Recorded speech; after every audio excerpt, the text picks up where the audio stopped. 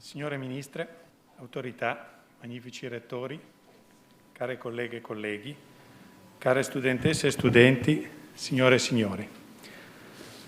It's a great pleasure for me to welcome you all here for the opening of the new academic year of our university. A very significant ceremony that we are recommencing today after last year's cancellation. We are not in safe waters yet, and indeed all safety measures are still in place. Right behind me, the vaccination center is still working. But after 2 intense years that have changed our lives, we are able to restart. Thanks above all to the COVID vaccine. The mRNA technology used in the vaccine is the subject of a lifetime study by Professor Kathleen Caricot, to whom, as a credit to her achievements, we are delighted to award today the first honorary degree in medicine and surgery from our university. And I would like to thank you, Kathy, for being here with us on this important day. We cannot, however, look ahead without considering what has taken place and the impact the COVID-19 pandemic has had on all of us, remembering that it's not yet defeated. Some conditions have marked our lives forever. The total closure of public spaces, the feeling of fragility and precariousness, as well as the fear dictated by the health situation of an unknown pathology that seemed out of control, the coexisting collapse of a global economic system, new forms of poverty, physical and moral isolation, and the lack of socialization.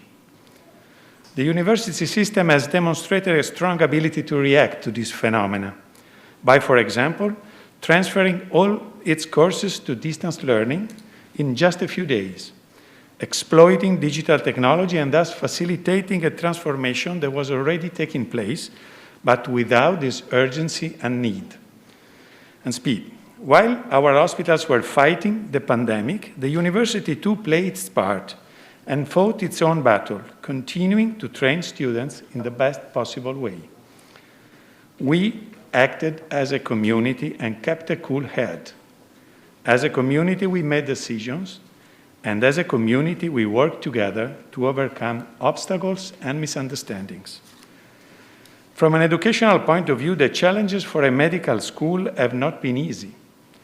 Our courses are highly practical, and in addition to a solid theoretical knowledge, they require an equal amount of training directly in the hospital. Starting in summer 2020, we allowed a small rotational group of students to attend university, increasing simulation training in our simulation center. We also reestablished clinical training in the hospitals, a fundamental part of the study path for all professionals of life sciences, not only from a technical point of view, but also from the relational impact with the patient, which we must not lose sight of by falling into what we may call the digital trap.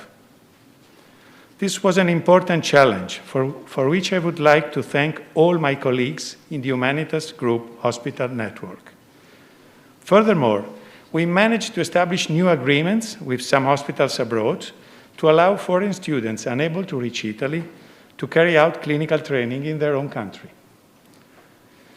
We have all rediscovered the importance of socialization and the physical and relational dimension, which have deeply impacted young people and their personal growth.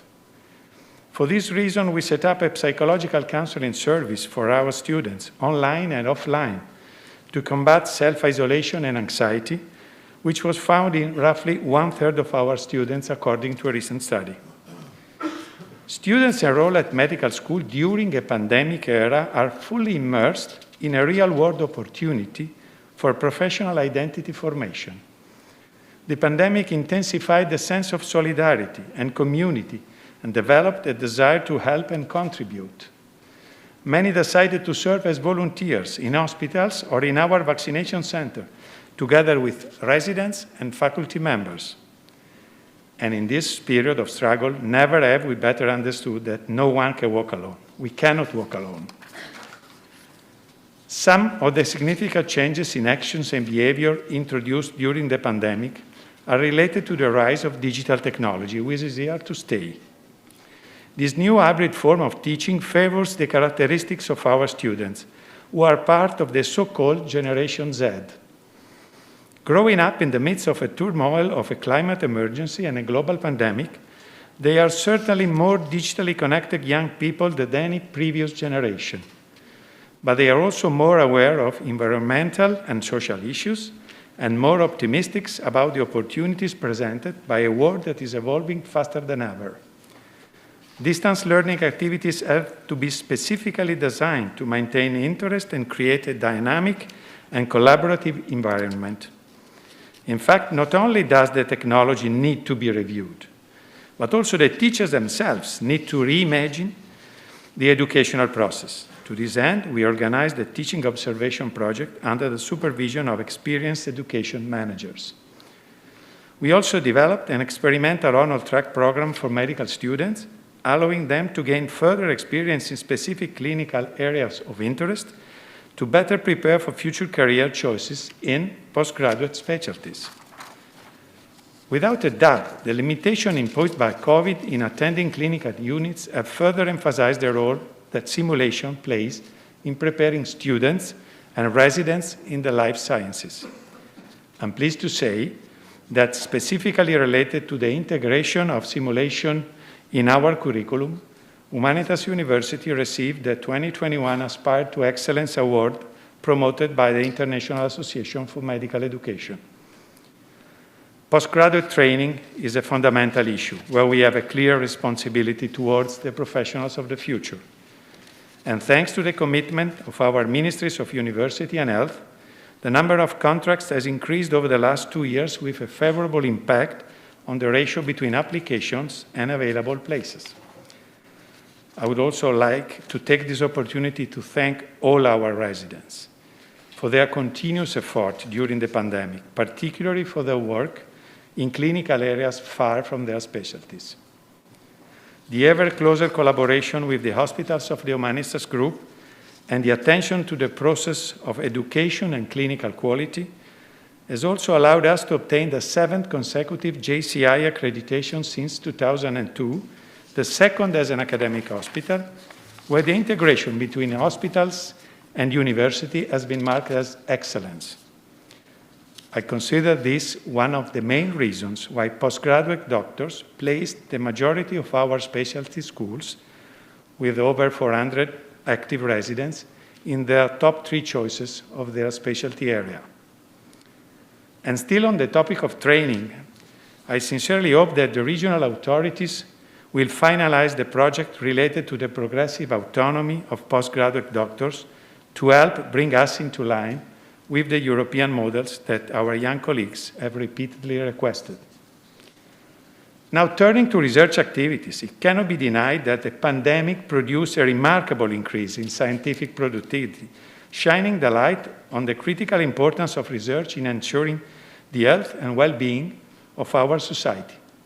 Indeed, our faculty, which has increased by 17% over the past year, more than doubled the quality of its scientific production, with paper equally distributed between COVID and non-COVID areas. In fact, it has been said that we need to avoid the lurch to the COVIDization of research if it comes at the expenses of all the other scientific areas.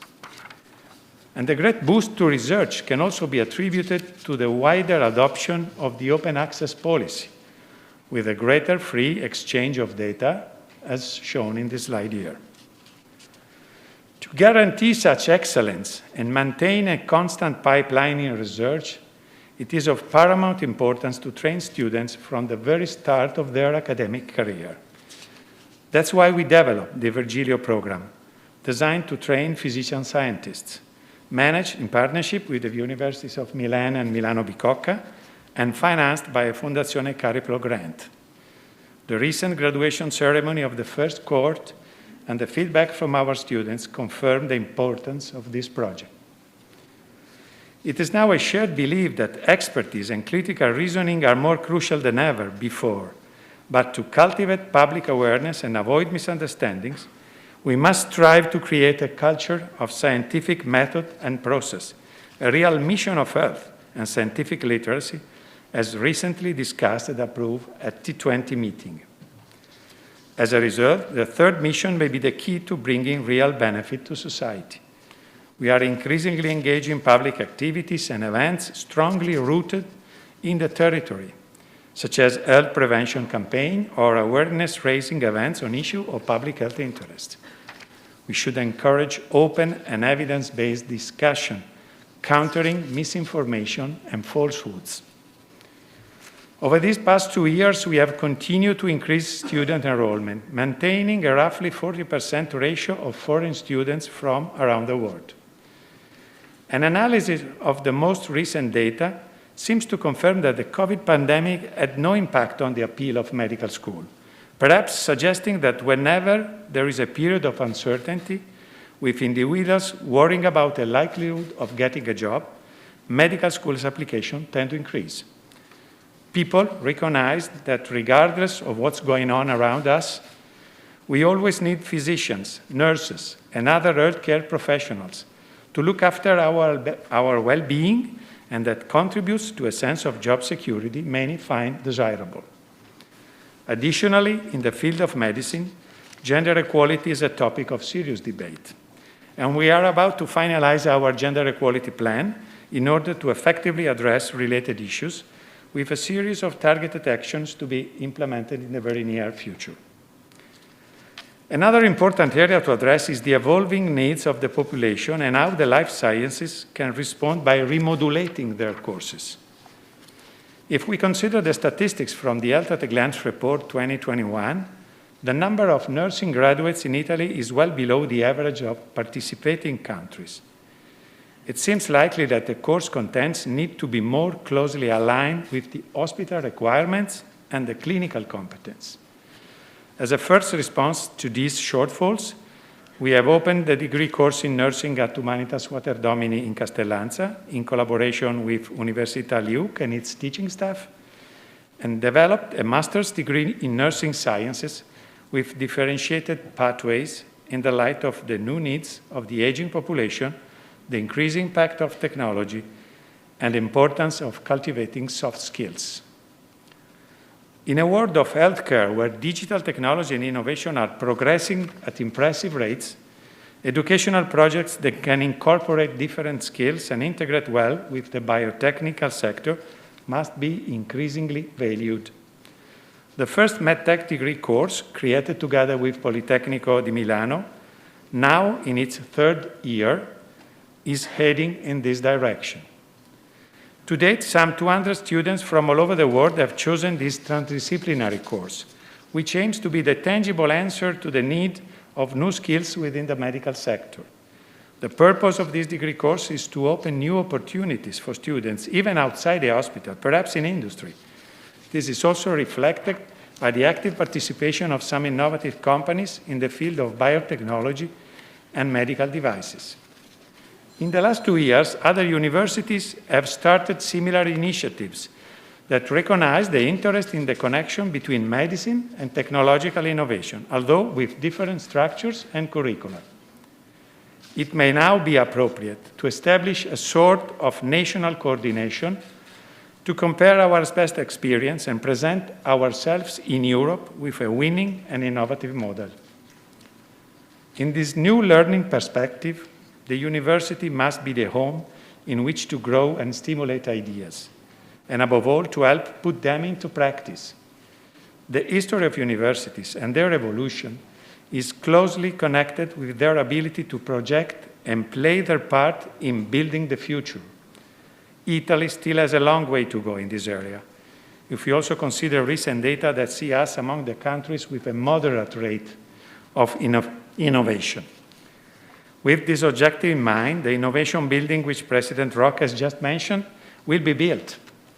An example, if there were still the need, of how initiatives where private capital is placed at the service of the public sector can and should be seen as virtuous collaborations in achieving a constant improvement of our system of higher education. We should continue to network and reach out as a single national academic system, as outlined in the PNRR.